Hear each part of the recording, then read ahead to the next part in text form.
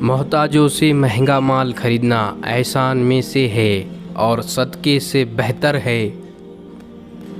جس شخص کے دل میں جتنی زیادہ حسر ہوتی ہے اسے اللہ پر اتنا ہی کم یقین ہوتا ہے۔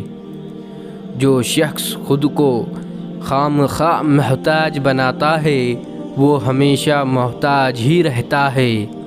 اگر کسی چیز پر صبر کرنا چاہتے ہو تو مرنے سے پہلے خود کو مرا ہوا سمجھو۔ جھگڑے میں کودنا آسان ہے لیکن نکلنا بہت مشکل ہے۔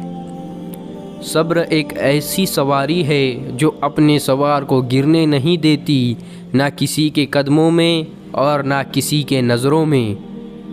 گناہ زہر جیسا ہے، جو کم ہو یا زیادہ ہر صورت میں نقصان پہنچانا ہے۔ علم مال سے بہتر ہے کیونکہ علم تمہاری حفاظت کرتا ہے جبکہ تم مال کی حفاظت کرتے ہو۔ جملہ بہت چھوٹا ہے لیکن اس کی طاقت بہت بڑی ہے۔ اللہ کی طرف آ جاؤ اس سے پہلے کہ اللہ تمہیں اپنی طرف بلا لے۔ دنیا کی محبت سے اللہ نہیں ملتا لیکن اللہ کی محبت سے دنیا اور جنت دونوں مل جاتی ہے۔ جب انسان اپنے رب پر اس قدر بھروسہ کر لیتا ہے کہ اس کے علاوہ کوئی بھی اس کی ضرورت پوری کرنے والا نہیں تو اللہ اپنے بندے کو مایوس نہیں لوٹاتا۔ نبی کریم صلی اللہ علیہ وسلم نے فرمایا، باپ کی دعا اولاد کے لیے ایسی ہے جیسے نبی کی دعا امت کے لیے ہوتی ہے۔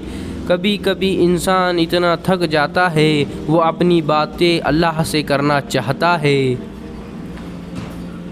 دولت مند کی عاجزی، جوانی کی عبادت، غریب کی سخاوت، گنہگار کی توبہ اللہ کو بہت پسند ہے۔ جن گھروں میں صبح کے وقت قرآن کی تلاوت ہوتی ہے ان کے گھر آسمان والوں کے لیے یوں چمکتے ہیں جیسے زمین والوں کے لیے ستارے۔